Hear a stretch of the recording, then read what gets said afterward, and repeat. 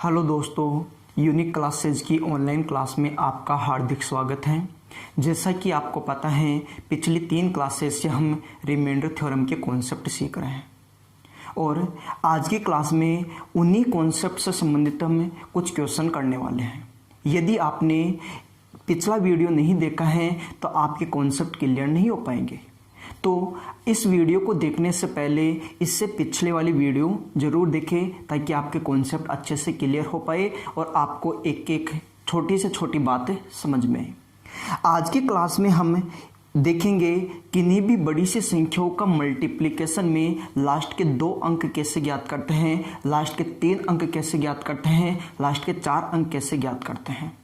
तो लास्ट 2 अंक कैसे ज्ञात करेंगे उसकी भी बात करेंगे, लास्ट के 3 अंक कैसे ज्ञात करेंगे उसकी भी बात करेंगे। घातों वाले क्वेश्चनों में भी इस प्रकार के क्वेश्चन हम लेंगे, लेकिन आज की क्लास में जो क्वेश्चन करने वाले हैं इस प्रकार के क्वेश्चन करेंगे कि लास्ट के 2 अंक हमें इन सभी संख्याओं के मल्टीप्लिकेशन में, इन सभी संख्याओं का जब मल्टीप्लाई करोगे तो उसके मल्टीप्लिकेशन में लास्ट के 2 अंक क्या होंगे वो बताना है। तो आप इनका मल्टीप्लिकेशन नहीं कर सकते और मल्टीप्लिकेशन करके यदि आखिरी के 2 अंक बताओगे तो आप मल्टीप्लाई में बहुत ज़्यादा टाइम खराब कर बैठोगे। तो आपको इनका मल्टीप्लाई कभी भी नहीं करना है। आपको ध्यान ये रखना है कि जब भी आपको 2 अंक बताने हैं, जब भी आपको 2 अंक पूछे क्वेश्चन में, तो आप ध्यान रखना जब भी 2 अंक पूछे तो आपको 100 का भाग देना है। जब भी 2 अंक पूछे तो आपको 100 का भाग देना है। जब भी आपसे 3 अंक लास्ट के पूछता है, जब भी आपसे आखिरी के 3 अंक पूछता है तो फिर आपको 1000 का भाग देना है।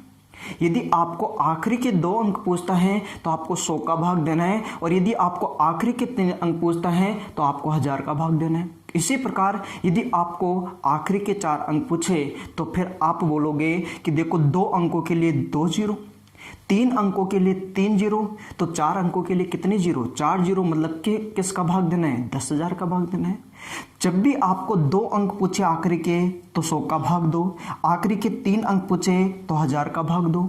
और लास्ट क्लास में हमने ये भी सीखा था कि आप रिमाइंडर किस तरीके से निकालोगे। इस प्रकार की संख्याओं में का मल्टीप्लाई करोगे और मल्टीप्लिकेशन में जब आप रिमाइंडर निकालते हो तो किस प्रकार से निकालते हो वो आपने आखिरी क्लास में सीखा था। तो आज उसी क्लास का एप्लीकेशन हम करने वाले हैं। आखिरी के 2 अंक कैसे ज्ञात करते हैं और आखिरी के 3 अंक कैसे ज्ञात करते हैं। तो आपको इस वाले क्वेश्चन में दे रखा है, इस वाले क्वेश्चन में बोला गया है कि आप इन सभी संख्याओं का मल्टीप्लाई करोगे तो उस मल्टीप्लिकेशन में आखिरी के 2 अंक क्या होंगे। तो अभी मैंने आपको बताया कि आखिरी के 2 अंकों का मतलब होता है कि आप किसका भाग दे दो, 100 का। आप उसको किससे डिवाइड कर दो, 100 से। आखिरी के 2 अंक जब भी आपसे पूछे, आखिरी के 2 अंक जब भी आपसे पूछे तो आप 100 से भाग दे दो और भाग दे के आप रिमाइंडर निकालो, शेषफल ज्ञात करो। अब शेषफल कैसे ज्ञात करते हैं ये बात तो हमने आखिरी क्लास में ही सीख ली थी कि अब इसमें 100 का भाग देंगे तो उसका शेषफल क्या बचेगा और जो शेषफल रहेगा वही अपना आंसर होगा। तो आपने ऐसे सीखा था कि देखो यहाँ पे कितना है, 8998 है, 8998, इसमें 100 का भाग दोगे तो 100 का भाग देने का मतलब होता है आप आखिरी के 2 अंकों को ही देख लो। आप आखिरी के 2 अंकों को ही देख लो। यदि आखिरी के 2 अंकों को देखो कि उसमें 100 का भाग जाता है या नहीं जाता है, या फिर आप ऐसे बोलो कि आखिरी 2 अंकों को इस प्रकार से देखो कि वो 100 से कितना ज्यादा है या फिर कम है। ज्यादा है तो प्लस का शेषफल और कम है तो माइनस का शेषफल। तो देखो इस पूरी संख्या में आखिरी के 2 अंक क्या है, 98, मतलब इन 2 अंकों से तो मतलब है नहीं। तो यहाँ पे देखो कि क्या है, 98। अब 98 ये देखो 100 से कम है या ज़्यादा है, तो आप बोलोगे कि 100 से कम है। कितना कम है, तो हम ये बोलेंगे 2 कम है, और 2 कम है तो इसका शेषफल कितना रहेगा, माइनस का 2। कम का मतलब रिमाइंडर रहेगा माइनस में और ज़्यादा का मतलब रिमाइंडर रहेगा प्लस में। तो हमने देखा कि लास्ट के 2 अंक है 98, 100 से कम है, कितना कम है, तो हम ये बोलेंगे 2 कम है तो माइनस का 2। आगे चलो तो इन 2 अंकों से तो हमें मतलब नहीं है। यहाँ पे आ गया 03, 03। अब 03 इस प्रकार से कोई संख्या आ जाए, 03, 04, 05, 06, तो आप देखोगे 03 में 100 का भाग जाता ही नहीं है, तो शेषफल क्या रहेगा, वो खुद संख्या ही तो रहती है। ये बात भी हमने डिस्कस की थी कि किसी संख्या में यदि भाग नहीं जाए तो खुद संख्या उसका शेषफल रहती है। तो 03 में 100 का भाग जाता ही नहीं है, तो इसका रिमाइंडर कितना बनने वाला है, प्लस का 3। जब भाग नहीं जाता है तो शेषफल कितना रहेगा, प्लस का 3। आगे बात करें तो देखो यहाँ पे आखिरी के 2 अंक 91 में की बात करें तो 100 से कम है कि ज़्यादा है, तो अपना जवाब होगा कम है। और कितना कम है, 3 कम है, तो हम बोलेंगे इसका रिमाइंडर कितना रहेगा, माइनस का 3 रहेगा। इसी प्रकार यहाँ पे देखो कि इसको तो छोड़ देते हैं, लास्ट के 2 अंक 0 1 में 100 का भाग नहीं जाता है, तो यहाँ पे शेषफल कितना बनने वाला है, प्लस का 1। यदि इतनी बात समझ में आ गई है तो क्वेश्चन थोड़ा सा आसान हो गया है। अब आपको क्या करना है, देखो यहाँ पे मल्टीप्लाई का साइन है, इसका मतलब अपने को मल्टीप्लाई करना है, और मल्टीप्लाई करेंगे तो 2 गुणा 3 कितना होगा, 6, 6 का गुणा 3 से 18, 18 गुणा 1 कितना रहेगा, 18 ही रहेगा, तो यह आ जाएगा 18। मल्टीप्लाई कितना हो गया, 18। लेकिन बात यह आती है कि प्लस का होगा कि माइनस का, प्लस का होगा कि माइनस का होगा, तो हम ये बोलेंगे देखो ये माइनस का है, ये प्लस का है, ये माइनस का है, ये प्लस का है। माइनस कितनी बार आया, 2 बार। माइनस कितनी बार आया, 2 बार। और लास्ट क्लास में मैंने आपको बोला था कि माइनस यदि सम बार आता है तो प्लस का हो जाता है, और माइनस विषम बार आता है तो माइनस का ही रहता है। तो यहाँ पे बात करें तो माइनस 2 बार, 2 क्या होता है, सम होता है, सम के लिए किसका हो जाएगा, प्लस का। तो आप देखो कि इसका रिमाइंडर कितना है, 18। इसका रिमाइंडर कितना है, 18, क्योंकि रिमाइंडर हमेशा पॉजिटिव होता है, तो रिमाइंडर कितना हुआ, 18। और यदि रिमाइंडर 18 है तो 18 में अंक कितने हैं, 2 अंक।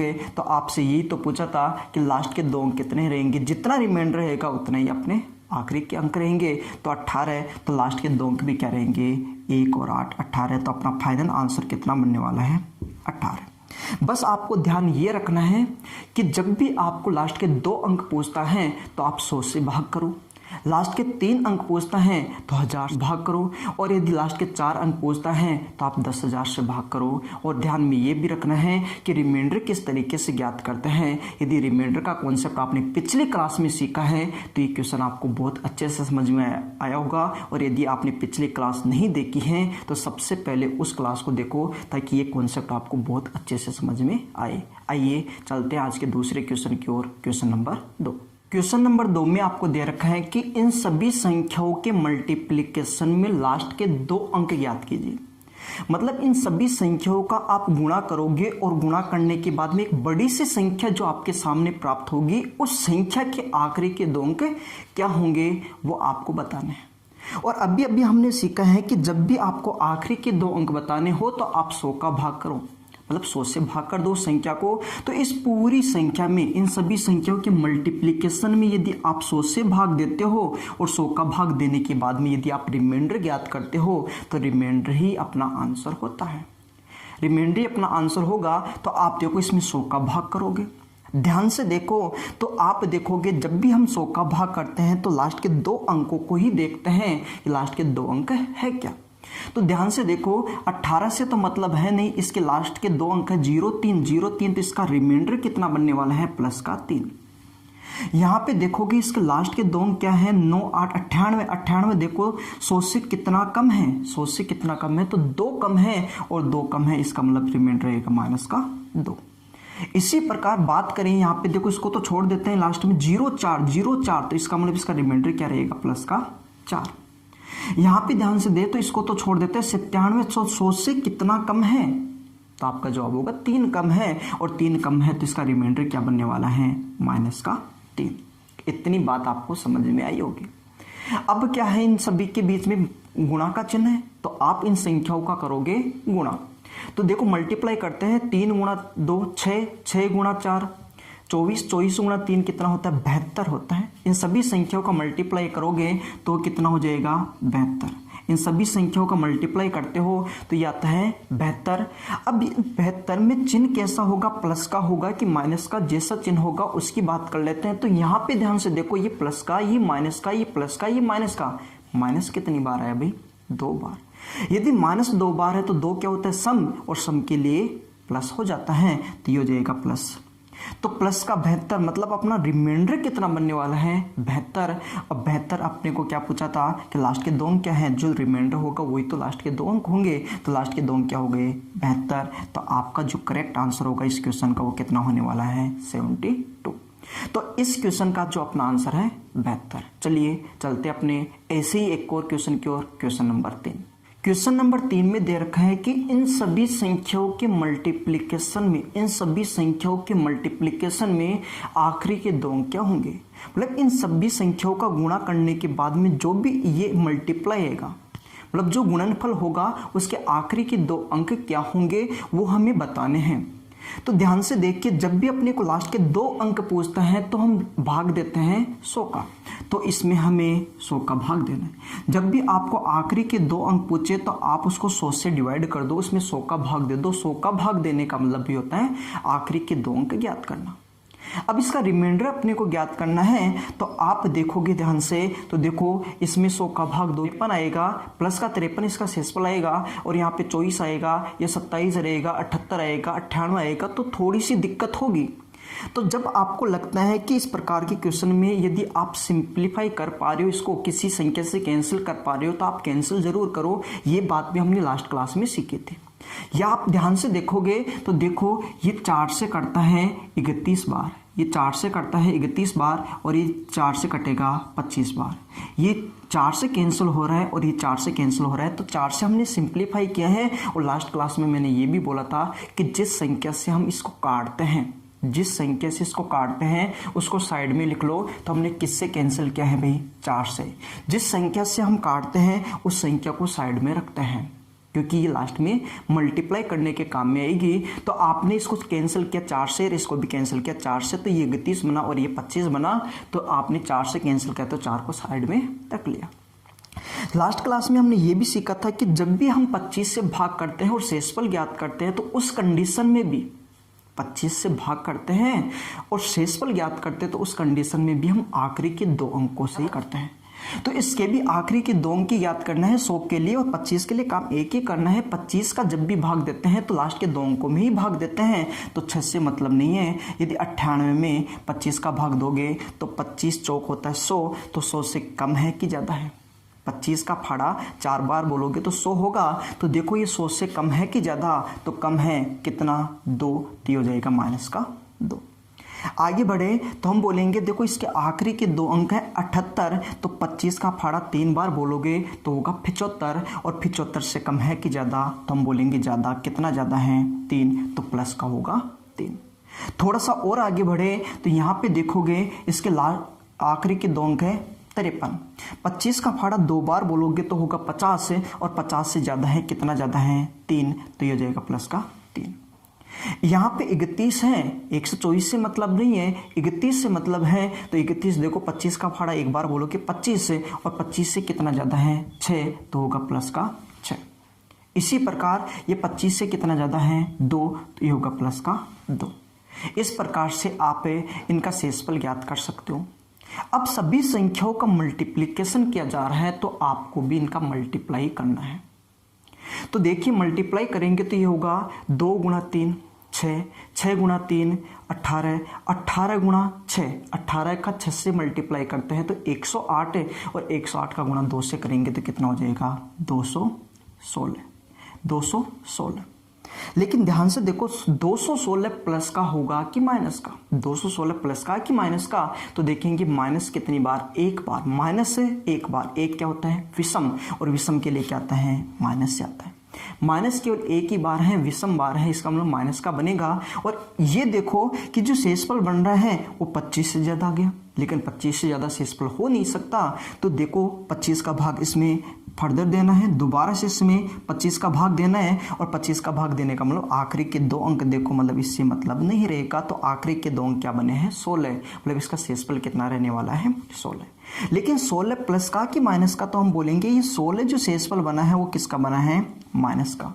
लेकिन कभी भी रिमाइंडर माइनस में होता नहीं। जब भी आपको लगता है कि शेषफल माइनस का बन रहा है, जब भी आपको लगता है कि शेषफल माइनस का आ रहा है, तो उस कंडीशन में हम क्या करते हैं? उस कंडीशन में जिसका भाग दे रहे हैं उसमें से घटा देते हैं। तो भाग तो 100 का दे रहे थे, लेकिन काटने के बाद में कितना बचा था? 25 से। तो 25 में से हम 16 को घटाएंगे तो कितना जाएगा? 9। तो प्लस का रिमाइंडर कितना आ रहा है? 9। माइनस का 16 था, प्लस का कितना होगा? 9। क्या अपना ये आंसर होगा? तो आप बोलोगे ये आंसर नहीं होगा, क्योंकि हमने इसको किससे सिंप्लीफाई किया था? 4 से।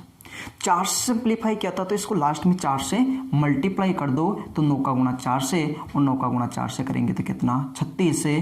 तो इन सभी संख्याओं के मल्टीप्लिकेशन में तो आप देखोगे आखिरी के 2 अंक क्या हैं, तो आपका जो करेक्ट आंसर होगा कितना होगा 36। आपका करेक्ट आंसर होगा कितना होगा 36। उम्मीद करता हूँ कि ये बात आपको अच्छे से समझ में आ गई होगी यदि आपने लास्ट क्लास से देखी हो तो। आइए चलते अपने अगले क्वेश्चन की ओर। Question number 4। क्वेश्चन नंबर 4 में आपसे बोला गया है कि इन सभी संख्याओं के मल्टीप्लिकेशन में आपको आखिरी के 2 अंक ज्ञात करना है। और ये कॉन्सेप्ट आपका अच्छे से क्लियर हो गया होगा कि जब भी हम आखिरी के 2 अंक ज्ञात करते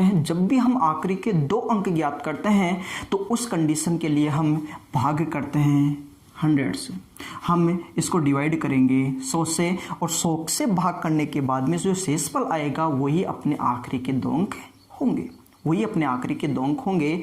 तो आप ध्यान से देखिए कि यहाँ पे यदि सिंप्लीफाई होता है किसी संख्या से, यदि कैंसिल हो रहा है तो आप कैंसिल करिए।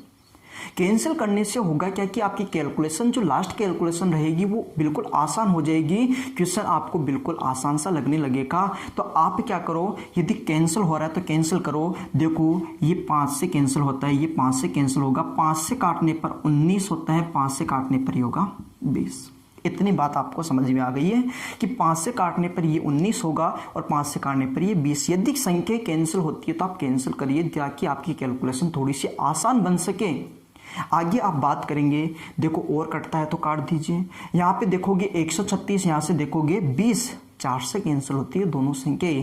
देखो इसमें 4 का भाग देंगे, इसको 4 से काटेंगे तो ये होगा 3 और ये 4, 34 से। और यहाँ पे देखेंगे 4 से काटने पर कितना आएगा 5। आपको ये भी लगता है कि संख्या कैंसिल हो रही है तो आप सबसे पहले कैंसिल कर दीजिए कि कैंसिल करने से आपकी कैलकुलेशन में फर्क पड़ेगा। जो कैलकुलेशन आपको मुश्किल लग रही थी वो कैलकुलेशन आपको बिल्कुल आसान लगने लग जाएगी। तो ये कैलकुलेशन बिल्कुल आसान हो चुकी है। देखो 100 से कितने पे आ गए 5 पे। 100 का भाग देना थोड़ा मुश्किल था लेकिन 5 का भाग देना थोड़ा और भी आसान हो गया है। आप देखोगे यहाँ पे कितना आ गया 19 और यहाँ पे कितना आ गया 34 और यहाँ पे कितना रह गया 5 है। तो मैं यहाँ पे इनको मिटा के बोल देता हूँ कि अपना क्वेश्चन क्या रह गया है 5 का ही भाग देना है। या 19 है या 34 है, लेकिन आप ये भी तो सोचो कि आपने सिंप्लीफाई किससे किया है। तो इसको किससे काटा था आपने 5 से। आपने किससे काटा था 5 से। तो एक संख्या तो ये थी, काटने वाली संख्या क्या थी 5 से। एक तो 5 से सिंप्लीफाई किया था और यहाँ पे किससे सिंप्लीफाई किया था 4 से। इसको 4 से काटा था तो 4 से। तो आपने काटा किससे 20 से काटा। 5 गुणा 4 किससे काटा 20 से। 20 से काटा तभी तो यहाँ पे 5 आए हैं। 100 को यदि 20 से काटोगे तभी तो 5 आएगा। तो आपने फाइनली काटा किससे था 20 से। मतलब आपने सिंप्लीफाई किससे किया है 20 से। जिस संख्या से आपने सिंप्लीफाई किया है उसको साइड में रख लीजिए ताकि आपकी कैलकुलेशन लास्ट में आप किस तरीके से बनाओगे वो आपको पता चल सके। तो अब देखोगे कि आपको 5 का ही भाग देना है। और लास्ट क्लास में मैंने बताया था कि 5 का भाग देने का मतलब कि आखिरी के अंक में 5 का भाग दे लीजिए, वहीं से आपको शेषफल मिलेगा। तो इसका आखिरी अंक क्या है 9 है। मतलब 3 से कोई मतलब नहीं है, 9 है। और यदि 9 में यदि 5 का भाग देते हो, 9 में 5 का भाग देते हो तो शेषफल कितना आता है 4 आता है। प्लस का 4 रहेगा लेकिन माइनस का कितना रहेगा, तो माइनस का रहेगा आपका 1। माइनस का कितना रहेगा 1 है। क्योंकि हम देखेंगे तो इसमें यदि 5 का भाग देते हैं तो 2 शेषफल आते हैं। ये लास्ट क्लास में हमने सीखा था कि इसके 2 रिमाइंडर बनेंगे, एक प्लस का बनेगा और एक माइनस का। तो 5 का पहाड़ा एक बार बोलोगे 5 है तो कितना ज़्यादा रह गया 4। तो प्लस का तो कितना बनेगा 4, शेषफल प्लस का तो कितना बनेगा 4, लेकिन माइनस का कितना बनेगा। तो हम ये बोलेंगे कि माइनस का शेषफल निकालने का मतलब देखो कि 5 में से 4 आ गया फिर भी कितना रह गया 1। तो माइनस का कितना आएगा 1। ये बात मैंने लास्ट क्लास में आपको समझाई थी। या तो इस तरीके से आप शेषफल ज्ञात करो या फिर आप ऐसे देखो कि देखो यहाँ 5 का भाग देना है तो प्लस का 4 तो रहने वाला है। 5 का फाड़ा 2 बार बोलोगे तो 5 दूनी 10 होता है। 10 होता है तो ये 10 से कम है कि ज़्यादा, तो आप बोलोगे कम है। कितना कम है 1 कम है।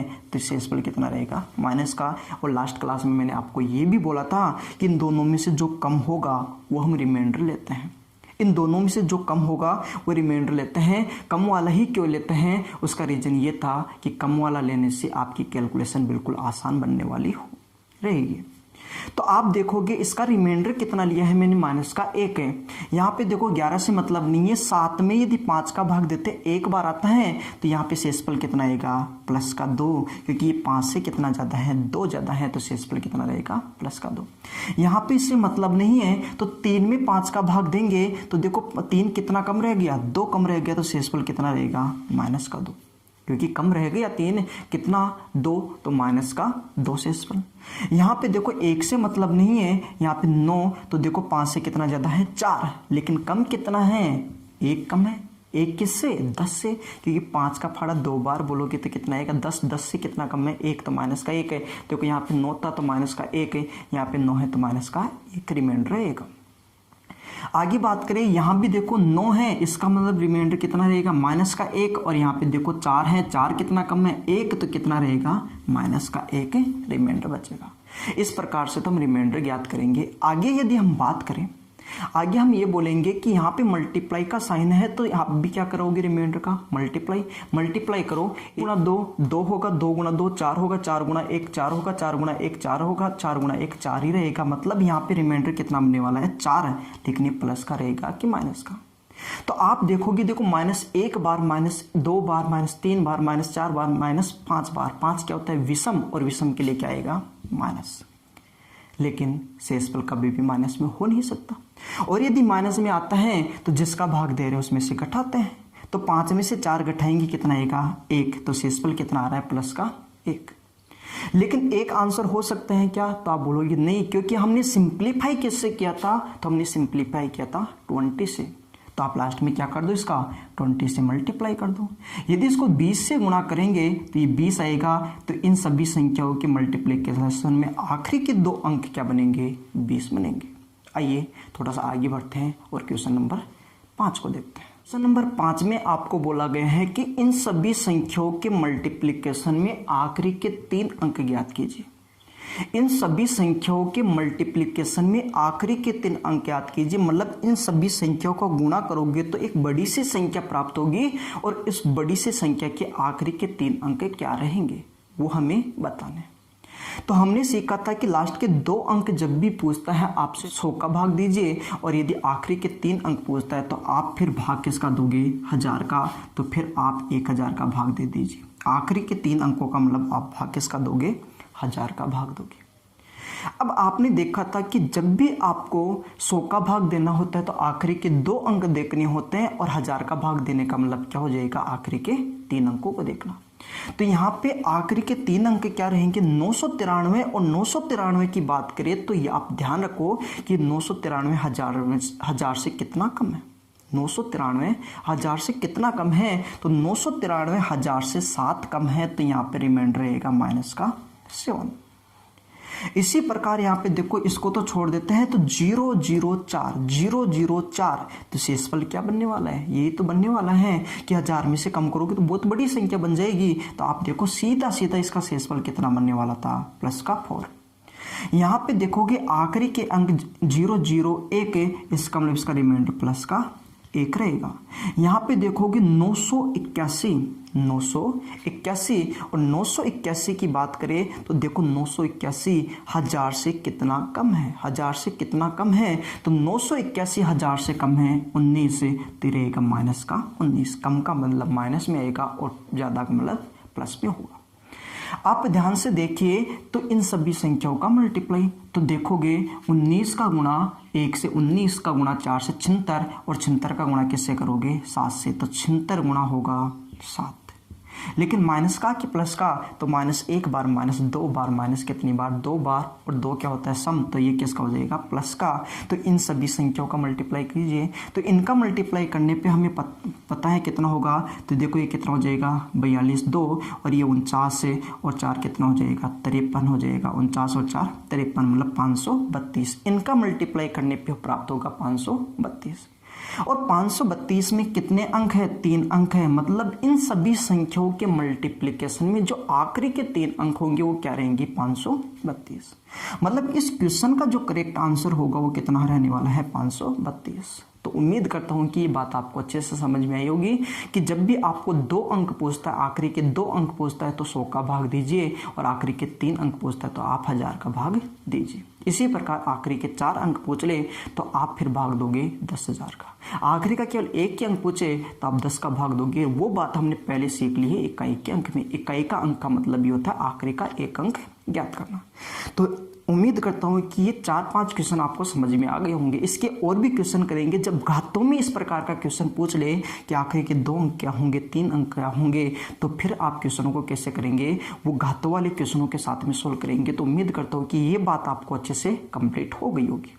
तो आइए थोड़ा सा आगे बढ़ते हैं और कुछ नया कॉन्सेप्ट और सीखने की कोशिश करते हैं।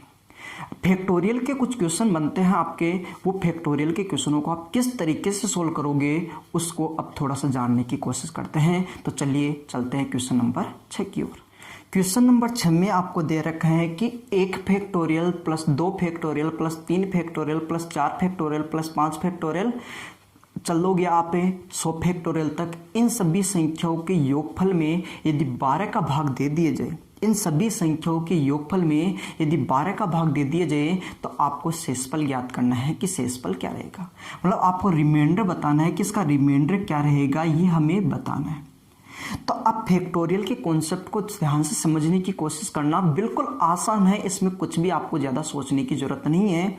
आपने फैक्टोरियल 2 जगह सीखा था। इकाई के अंक में भी फैक्टोरियल की हमने बात की थी, और जब नंबर ऑफ जीरोज हमने ज्ञात किया था तो वहाँ भी हमने फैक्टोरियल की बात की थी। वहाँ पे मैंने बताया था कि फैक्टोरियल का मान कितना होता है। यदि वो वीडियो आपने नहीं देखा है तो वो वीडियो भी आप जरूर देखें, ताकि फैक्टोरियल से संबंधित क्वेश्चन अच्छे से आपके क्लियर हो पाए। आप ध्यान से देखोगे तो मैंने उस टाइम पे बताया था कि जब भी हम बात करते हैं 1 फैक्टोरियल की, तो 1 फैक्टोरियल की वैल्यू होती है 1 ही होती है। 1 फैक्टोरियल की जो वैल्यू होती है वो 1 होती है। 2 फैक्टोरियल की जो वैल्यू होती है, 2 फैक्टोरियल की वैल्यू होती है 2 होती है। 3 फैक्टोरियल की जो वैल्यू होती है वो ध्यान रखना होती है 6। 4 फैक्टोरियल की जो वैल्यू होती है ध्यान रखना वो कितनी होती है 24 है। और 5 फैक्टोरियल की वैल्यू होती है वो कितनी होती है 120 होती है। 6 फैक्टोरियल की वैल्यू होती है वो कितनी होती है 720 होती है। कम से कम यहाँ तक तो आपको पता होना चाहिए। 1 का मतलब 1 होता है, 2 फैक्टोरियल मतलब 2 होता है, 3 फैक्टोरियल मतलब 6 होता है, 4 फैक्टोरियल मतलब 24 होता है, 5 फैक्टोरियल मतलब 120 होता है, 6 फैक्टोरियल मतलब 720 होता है। लेकिन बात ये आती है कि ये हम निकालते कैसे। जैसे 2 फैक्टोरियल की बात करें तो 2 फैक्टोरियल को हम ऐसे लिखते हैं, 2 से स्टार्ट कर दो, 2 मल्टीप्लाई 2 के बाद में 1, उल्टी गिनती आपको लिखनी है 2 गुणा 1, कितना हो जाएगा 2 ही तो होगा। तो 2 फैक्टोरियल की वैल्यू 2। इसी प्रकार मैं आपसे बोलूं कि 3 फैक्टोरियल का मान कितना होगा, तो स्टार्ट कहाँ से करना है 3 से, तो 3 मल्टीप्लाई 2 मल्टीप्लाई 1, 3 गुणा 2 गुणा 1 कितना हो जाएगा 6। तो 3 फैक्टोरियल की वैल्यू 6। इसी प्रकार 4 फैक्टोरियल की वैल्यू की बात करें तो 4 फैक्टोरियल का मतलब आप इसको किससे गुणा और कर दोगे 4 से। 4 गुणा 3 गुणा 2 गुणा 1 कितना हो जाएगा 24। 5 फैक्टोरियल का मतलब इसी प्रकार 120 होगा। 6 फैक्टोरियल का मतलब होगा 720 होगा। आपको ये वैल्यू पता होनी चाहिए कि फैक्टोरियल में वैल्यू किस तरीके से ज्ञात करते हैं। अब आगे देखिए, आप देखोगे हमें पता चल गया 1 फैक्टोरियल का मतलब कितना होगा 1, 2 फैक्टोरियल का मतलब कितना होता है 2, 3 फैक्टोरियल की वैल्यू कितनी होती है 6, 4 फैक्टोरियल की वैल्यू कितनी होती है 24 होती है, 5 फैक्टोरियल की वैल्यू कितनी होती है 120 होती है, 6 फैक्टोरियल यहाँ पे होता तो 6 फैक्टोरियल की वैल्यू कितनी होती है 720 होती है। इसी प्रकार आप आगे आगे इसको चलाओगे। तो आप ऐसे तो है नहीं कि आप सोता कैसा लिखोगे। आप ध्यान से देखो कि आप देखोगे 1 में 12 का भाग नहीं जाता है, 1 में 12 का भाग नहीं जाता है। जिसमें भाग पूरा पूरा नहीं जाता है, जहां तक भाग पूरा पूरा नहीं जाता है उन सबको अपने को लेना है। भाग पूरा पूरा नहीं जाता है वहां तक अपने को लेना है। तो 1 में 12 का भाग नहीं जाता है, 2 में 12 का भाग नहीं जाता है, 6 में 12 का भाग नहीं जाता है, लेकिन ध्यान से देखिए 24 में 12 का पूरा पूरा भाग जाता है। जहां तक भाग नहीं जाता है वहां तक की सभी संख्याओं को अपने को लेना है। जहां तक भाग नहीं जाता है वहां तक की सभी संख्याओं को अपने को लेना है, और जहां से भाग जाना स्टार्ट हो गया वहां से अपने को संख्याओं को छोड़ देना है, क्योंकि आगे आने वाली सारी संख्याएं फिर डिवाइड होगी, और जब पूरा पूरा भाग जाता है तो शेषफल 0 रहता है। तो देखो यहाँ 1 में 12 का भाग नहीं जाता है, मतलब अपने को लेना है इसको। 2 में 12 का भाग नहीं जाता है, मतलब 2 को भी अपने को लेना है। 6 में 12 का भाग नहीं जाता है, मतलब 6 को भी लेना है। लेकिन 24 में 12 का भाग जाता है, मतलब इसको नहीं लेना है। और इससे आगे वाली सभी संख्याओं को नहीं लेना है, क्योंकि सभी संख्या अब 12 से डिवाइड होने वाली हैं। देख लिए 120 में 12 का भाग जाता है, नहीं लेना है। 720 में भी 12 का भाग जाता है, नहीं लेना है, क्योंकि पूरा पूरा भाग जाने का मतलब शेषफल 0, और 0 को हम लेते नहीं है, क्योंकि 0 को किसी में जोड़ोगे तो 0 ही तो बनने वाला है। तो यहां से भाग जाना स्टार्ट हो गया। जहां से भाग जाना स्टार्ट हो गया वहां से हम सभी संख्या को इग्नोर करते हैं, आगे की हम किसी भी संख्या को नहीं लेंगे। तो अपने काम की जो संख्याएं बची हैं वो 1, 2, 6, इन सभी का योग करोगे तो 1, 2, 3 और 6 कितना होगा? 9। और 9 देखो 12 से कम है, तो 12 से कम ही तो रिमाइंडर होता है। तो अपने इस क्वेश्चन का जो आंसर होगा कितना रहेगा? 9 रहेगा। मतलब है जो रिमाइंडर बचेगा वो कितना रहेगा? 9 रहेगा। आइए थोड़ा सा आगे बढ़ते हैं और अच्छे से इस कॉन्सेप्ट को क्लियर करते हैं क्वेश्चन नंबर 7 के साथ। क्वेश्चन नंबर 7 में आपको दे रखे हैं कि इन सभी संख्याओं के योगफल में यदि 15 का भाग दिया जाए तो अपना रिमाइंडर कितना रहेगा, शेषफल कितना रहेगा। अपने को शेषफल ज्ञात करना है। और अभी इससे पिछले वाले क्वेश्चन में हमने सीखा है कि जहां से भाग जाना स्टार्ट होगा उससे आगे वाली संख्याओं को हम काउंट नहीं करेंगे। तो आप देखिए फैक्टोरियल 1 की वैल्यू तो 1 होती है, फैक्टोरियल 2 की वैल्यू 2 होती है, फैक्टोरियल 3 की वैल्यू 6 होती है, फैक्टोरियल 4 की वैल्यू 24 होती हैं, फैक्टोरियल 5 की वैल्यू 120 होती हैं। और यहाँ पे 6 फैक्टोरियल भी होता तो आप बोलते कि 720 होगा। यहाँ तक आपको कम से कम फैक्टोरियल को ध्यान रखना है, और आगे भी इसी प्रकार से फैक्टोरियल की वैल्यू हम ज्ञात कर सकते हैं। आप देखिए कि 1 में 15 का भाग नहीं जाता, मतलब ये संख्या अपने काम की रहेगी। जहां पे भाग नहीं जाएगा वो संख्या अपने काम की रहेगी। देखिए यहाँ पे कि इसमें भी भाग नहीं जाता है, 2 में भी 15 का भाग नहीं जाता है, मतलब ये संख्या भी अपने काम की रहेगी। देखिए 6 में 15 का भाग नहीं जाता है, मतलब ये संख्या भी अपने काम की रहेगी। 24 में भी 15 का पूरा पूरा भाग नहीं जाता है, मतलब ये संख्या भी अपने काम की रहेगी। पूरा पूरा भाग जाना चाहिए, कंप्लीट डिवाइड होना चाहिए। तो 24 में भी 15 का भाग नहीं जाता है, मतलब ये संख्या भी अपने काम की रहेगी। यहाँ पे देखो 120 में 15 का भाग जाता है, कितनी बार जाता है? 8 बार, मतलब भाग पूरा पूरा जा रहा है। 15 के फाड़े में 120 आता है, और जब भाग पूरा पूरा जाएगा तो वहां से शेषफल 0 रहेगा। 0 अपने काम का नहीं रहेगा, मतलब यहां से भाग जाना स्टार्ट हो गया, मतलब ये संख्या अपने काम की नहीं रहेगी, और इससे आगे वाली संख्या कोई भी अपने काम की नहीं रहेगी। मतलब एक बार भाग जाना स्टार्ट हो गया वहां से संख्याओं को छोड़ दीजिए आप, तो ये भी संख्या अपने काम की नहीं है। आगे आने वाली कोई भी संख्या अपने काम की नहीं रहेगी। तो अपने काम की संख्या ये रहेगी 1 + 2 3 और 6 9 और 24 कितना हो जाएगा? 33। ये कितना होगा? 33। लेकिन 33 से तो 15 से ज़्यादा है, तो ये शेषफल हो नहीं सकता, क्योंकि शेषफल तो जिसका भाग दे रहे हैं उससे हमेशा कम होता है। तो आप देखो 33 ज़्यादा हो गया। यदि ये ज़्यादा है तो फर्दर वापस से 15 का भाग दीजिए। 15 का भाग देके शेषफल निकालिए।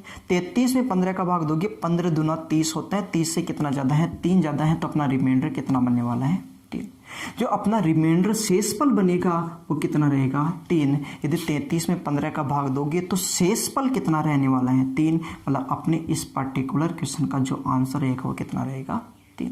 आइए थोड़ा सा आगे बढ़ते हैं और देखते हैं क्वेश्चन नंबर 8। क्वेश्चन नंबर 8 में बोला है कि इन सभी संख्याओं के योगफल में यदि 18 का भाग दे दिया जाए तो अपना रिमाइंडर क्या आएगा। इन सभी संख्याओं के योगफल में यदि 18 का भाग दे दिया जाए तो अपना रिमाइंडर क्या रहेगा, अपना शेषफल क्या रहेगा, अपने को वो बताना है। तो आप ध्यान से देखिए, जब भी इस प्रकार का कोई क्वेश्चन आता है तो जहां से भाग जाना स्टार्ट होता है वहां से अपने को संख्याओं से कोई लेना देना नहीं है। तो देखो 1 फैक्टोरियल की वैल्यू कितनी होती है? 1 होती है। तो 1 में 18 का भाग जाता नहीं है, मतलब ये संख्या तो अपने काम की रहेगी। 2 फैक्टोरियल का मतलब 2 होता है, और 2 में भी 18 का भाग नहीं जाता है, मतलब ये भी संख्या अपने काम की रहेगी। 3 फैक्टोरियल का मतलब 6 होता है, और 6 में भी आपको पता है कि 18 का भाग नहीं जाता है, मतलब ये संख्या भी अपने काम की रहेगी। 4 फैक्टोरियल का मतलब 24 होता है, और 24 में भी आपको पता है 18 का भाग नहीं जाता है, पूरा पूरा भाग जाना चाहिए। कंप्लीट डिवाइड होना चाहिए, तो ये भी भाग नहीं जा रहा है, मतलब ये संख्या भी अपने काम की रहेगी। और ये होता है 120 है, और 120 में भी 18 का भाग नहीं जाता है, मतलब ये संख्या भी अपने काम की रहेगी। आगे बात करें तो इससे आगे क्या आएगा, 6 फैक्टोरियल, और वो कितना होता है 720 होता है, 720 होता है। तो 720 में तो 18 का भाग पूरा जाता है, और 18 का भाग पूरा जाता है, मतलब ये संख्या अपने काम की नहीं है, और ये संख्या क्या अपने इससे आगे की कोई भी संख्या अपने काम की नहीं रहेगी। तो अपने काम की 5 संख्याएं बची हैं, इनका योगफल करके 18 का भाग दे दो और शेषफल ज्ञात कर लो। तो यहाँ पे योगफल करोगे 120, 24, 144 और 6, 150 से 2 52 और 1 53, 153, और 153 में 18 का भाग दोबारा से देना है, और फिर आपको शेषफल ज्ञात करना है। तो आपको पता है 18 का भाग 8 बार देते हैं तो 144 आता है, और 144 आता है तो रिमाइंडर कितना रहता है 9। मतलब है अपना जो शेषफल रहेगा वो कितना रहेगा 9। अपना जो रिमाइंडर आएगा इसका कितना रहेगा 9 रहेगा, मतलब अपना आंसर रहेगा इसका 9। आइए थोड़ा सा आगे बढ़ते हैं और आज का देखते हैं आखिरी क्वेश्चन। क्वेश्चन नंबर 9 में आपको दे रखा है कि इन सभी संख्याओं के योगफल में आपको 6 से भाग देना है, तो उसका रिमाइंडर कितना बचेगा। तो बिल्कुल आसान है, जहां से भाग जाना स्टार्ट हो गया वहां से अपने को संख्याओं को नहीं लेना है। देखोगे 1 फैक्टोरियल की वैल्यू कितनी होती है 1, और 1 की पावर भी 1 लगाओगे, 1 फैक्टोरियल की वैल्यू 1 और 1 की पावर 1 लगाओगे तो वो संख्या 1 की बनेगी। मतलब यहाँ पे कितना आएगा 1 है, और 1 में 6 का भाग जाता नहीं है। आगे हम बात करें तो 2 फैक्टोरियल का मतलब 2 और 2 का स्क्वायर करोगे तो कितना हो जाएगा 4, और 4 में भी 6 का भाग नहीं जाता है। 2 फैक्टोरियल की वैल्यू होती है 2 और 2 का स्क्वायर करोगे 4, और 4 में 6 का भाग नहीं जाता है। इसी प्रकार 3 फैक्टोरियल की वैल्यू कितनी होगी 6 होगी, और 6 में तो 6 का भाग जाता है, 6 में 6 का भाग जाता है, और 6 का क्यूब करोगे 216, उसमें भी 6 का भाग जाएगा। तो यहाँ पे 3 फैक्टोरियल की वैल्यू 6 है, मतलब यहाँ से अपने को संख्याओं को नहीं लेना है, आगे की किसी भी संख्याओं को अपने को नहीं लेना है, क्योंकि सब में भाग जाएगा, और भाग जाएगा मतलब शेषफल कितना आएगा 0, और 0 से अपने को कोई लेना देना नहीं है। तो यहाँ पे देखो क्या रह गया 1 + 4 तो कितना 5 है, और 5 6 से कम है, मतलब अपना शेषफल कितना रहने वाला है 5 ही रहने वाला। अपना जो रिमाइंडर रहेगा वो कितना रहेगा 5 ही रहेगा। तो उम्मीद करते हैं कि आपको ये बातें थोड़ी अच्छे से समझ में आ गई होगी, ये बात आपको अच्छे से समझ में आ गई होगी। यदि आपको ये सारे क्वेश्चन अच्छे से समझ में आ गए तो आप वीडियो को लाइक और शेयर जरूर करें, और यदि अभी तक आपने चैनल को सब्सक्राइब नहीं किया है तो चैनल को भी सब्सक्राइब जरूर कर लें। धन्यवाद।